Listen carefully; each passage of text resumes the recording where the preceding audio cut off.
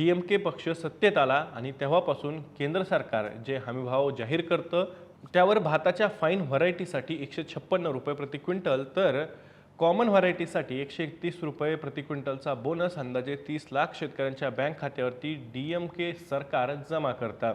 त्यामुळे भात उत्पादक शेतकऱ्यांचा कल ही DMK सरकारकडे। पण आता यावरून केंद्र सरकारनं राज्यांना सल्ला दिलाय की भात आणि गव्हावर जास्त बोनस देण्याऐवजी कडधान्य, तेलबिया आणि भरड धान्य पिकांना प्रोत्साहन द्या असं पत्र लिहिलं होतं।